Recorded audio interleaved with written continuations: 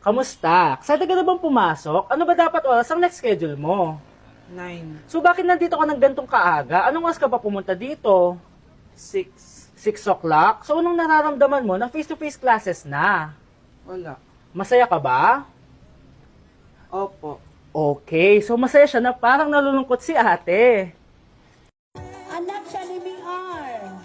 Apo siya ni Juicy. Oh, apo siya ni Elsie. Oh. Nay, tinatamad ako pumasok. Diyos ko, mga kabataan ngayon. Kami nga, tumatawid pa kami ng ilog at bundok. Nayo, ito award mo. Ang ganda mo, be. Ano ka ba, be? Ako na to, eh. Ikaw na talaga yan. Mas inuna pa mag-makeup kaysa maligo. Yes! Hoy, ikaw babae ka. Puro ka cellphone. Eh, ikaw nga buong araw nakikipag-chismisan doon. May sinabi ba ako? Be, ang lungkot mo siguro, no? Kasi wala kang jowa. Mas okay na yung walang jowa kaysa sa walang mama. Ang boring naman. Maginis kaya ako. Anak, maglinis ka na nga ng bahay. Ay, matutulog na lang pala ako. Be, nagugutom ako. Kain tayo. Huwag na, be. Nagtitipid ako. Tara, libre ko. Sige, tara. Alam mo, ate, kung nakakayaman lang ang pagiging marupok, mayaman ka na. Kung nakakayaman lang ang pagiging pangit, ikaw na pinakamayaman. Annyeonghaseyo! Guys, sobrang lamig! Nasa Korea na ako! At syempre, ano pa bang gagawin natin? Titikim tayo ng convenience store snacks! Guys, hulaan nyo kung nasan ako, walang ganito sa Pilipinas. First time ko makakatikim ng mga pagkain sa convenience store dito sa Korea. Grabe, sobrang dami din pagpipilian dito. Guys, ito daw yung kinakain ni Jungkook sa live niya, so tikman natin kung masarap. Guys, simula bata daw si Jungkook, ito yung favorite niyang iniinom, so tikman din natin. Hala, si Jungkook! Akala ko na hospital ka. Resurrection, ang muling pagkabuhay. Annyeonghaseyo! Hala ka, may Korean guys, oh. May mga hotdog din, no? Tikman natin yung mga hotdog nila kung masarap. Guys, may nakita ako, matcha siya na pandesal, tas may ulam siya sa loob. Tikman natin kung ano lasa.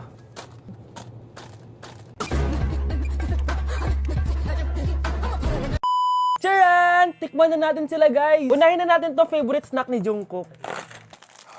Kancho daw yung pangalan nito, guys. Tikman na natin.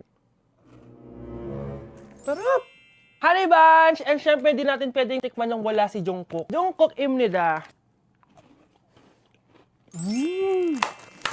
Gets ko na kung bakit favorite ni Jungkook. Ang sarap na, guys! May kinuha si Honey Bunch kanina, pero parang ang sarap, oh. So, tikman din natin. Ito yung tsura niya. Parang sarap. Manghang. Masarap siya. 7.5 out of 10. May mas masarap pa sa iba. So, inom muna tayo. Tikman natin to favorite drink ni Jungkook. Lasang banana. Pero hindi siya masyadong matamis, which is I like. 8.5 out of 10 to sa akin. So, next naman natin tong hotdog.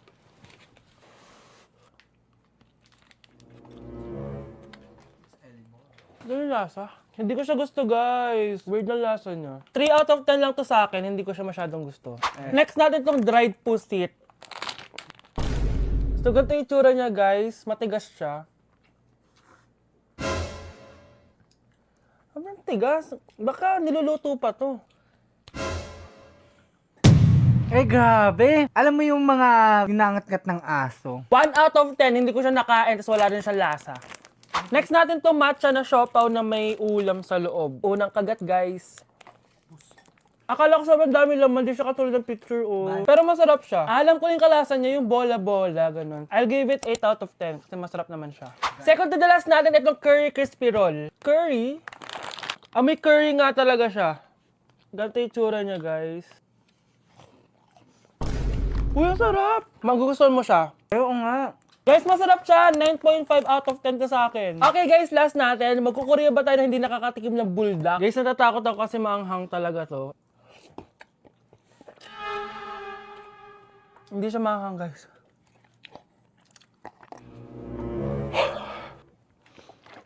Bibigyan ko to ng 8 out of 10. Masarap naman siya kasi sobrang anghang niya. So yun lang naman, guys. Kung gusto nyo ng part 2, mag-comment lang kayo dyan at gagawin natin yan. So, bye-bye! OMG, grabe yung baha, oh. For sure, marami naman nakurakot si Dad. Paldo! Oh, Cheska, ba't ang aga mo? Di ba traffic kasi baha? Ay, opo ma'am, baha nga po eh. Kaya pinag-helicopter na ako ni Daddy para safe ako. Kawawa nga po yung mga tao eh. Wow, sana all. Ah, yes Daddy? Opo, nandito na po ako sa school. Yung baon ko 1 million ha, send mo na. Ha? 1 million yung baon niya? No! Binasa mo yung Chanel bag ko! Sorry, Jessica. Alam mo ba kung magkano to, ha? 600,000 to! Mas mahal pa to sa bahay nyo! Napakamahal naman yan. Whatever. Papabili na lang ulit ako. Salamat ka, mabait ako. Nahiya naman tong 300 peso ng bag ko. Be, tara sa kantin. Nag-crave ako ng siomay tsaka ng kwek-kwek. Tara.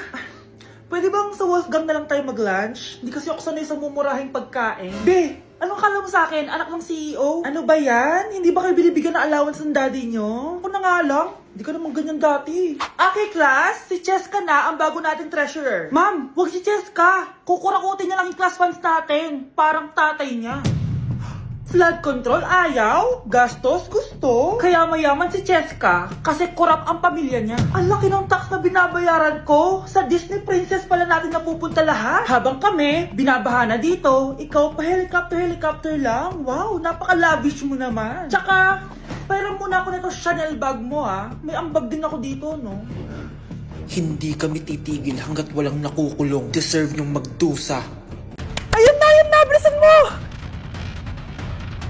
Hala, dugo ba yung pinampunas niya sa mukha niya? Anak, tignan mo to, oh. Ano yun, Nay? Anak, ano yung nasa mukha mo? Dugo ba yan? Ginagaya mo ba yung pinupload ko? OA ka talaga, Nay. G2G peeling solution to. Gentle exfoliating to. Tinatanggal nito yung mga blackheads, whiteheads, tas nakakaliit din ng pores. 2 times a week ko to ginagamit, kaya instant glowing at smooth na yung texture ng skin ko. Ay, perfect yan, anak. Ang dami ko pa namang blackheads tapos ang laki pa ng mga pores ko. Charan! O, ito, Nay, sa'yo na to, ha. 199 pesos lang yan. Thank you, anak, ha. Huwag mo na ulit ako gugulatin ng ganun, ha. OA ka lang talaga, Nay. Being a guy means handling everything from work, fitness, goals, and you gotta stay on top of your game. Hindi pwedeng pabigat, kaya hindi pwedeng basta-basta lang. Ako, I choose simply Serpentina. Bakit Serpentina? Para to sa laking lalaki na palaging on the go. What I like about Serpentina is it gives me natural energy, focus and clarity, it supports my hormonal balance and boosts my immunity, which is very essential sa everyday life ko. Simply Serpentina isn't just another supplement. It helps stay focused, energized, and stress-free. Because let's be real, I don't have enough time to feel off balance. Stay sharp, stay healthy, and stay balanced with Simply Serpentina. Because wellness shouldn't be complicated, it should be simple. Hala, bukas na palang pasahan nito. So ano na balita ng revision ng thesis natin, Samantha, ha? Babe, ano ba? So ano na balita sa revision ng thesis natin, Samantha, ha? Hala, di ko pa nagagawa yung thesis namin. Nagka-emergency kasi. Sus, emergency? Kasama mo lang naman jowa mo. Tanggalin kita sa group dyan, eh. Patay, lagot ako neto, babe. Paano niyan tayo? Ay, mga bes, huwag tayong mag-away-away, ha? Kumalma kayo. Sabayin niyo muna ako, ha? Jopay. Kumusta ka na? Huwag ka nang mawala. Ngayon. Teka, sa Scarlett ba yun? Dadalhin kita sa aming bahay. In fairness, ang ganda ng boses mo, be. Di tayo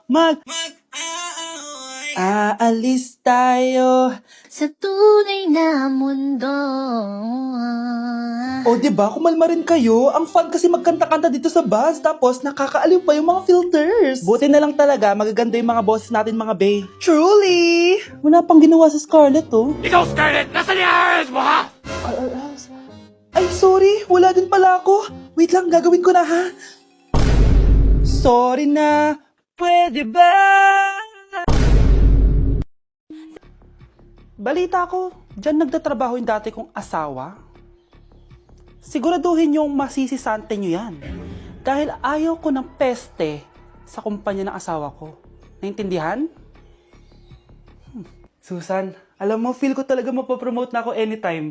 Kasi sabi ng manager namin, isa ako sa pinakamagaling sa amin. Ngayon pa lang, congrats na kita. Simula pa lang, alam ko naman na kaya mo. Alam mo, okay din pala na hiniwalayin ako ng asawa ko. At this ngayon, alam ko talaga kung anong habol niya sa akin. Yun ay pera. Madami pang ibang babae dyan, ano ka ba? Tsaka ang importante ngayon, nakafocus ka sa pagpapaganda ng buhay nyo. Oh, luto na to. Kaya na tayo. Yes po, ma'am. Okay po. Ma'am, i-hold ko po muna kayo, ha? Wait for a while. Sino itong tumatawag? Sir Ramon, may bad news po ako sa'yo. Ayaw ka po ng boss namin. Ano? Kaya tatanggalin ka sa trabaho. Anong tanggal na ako sa trabaho, ha? Utos lang po sa amin. Hindi pwede yun. Sorry sir, humanap ka na lang po na ibang trabaho. Bakit puro na lang kamalasan dumadating sa buhay ko?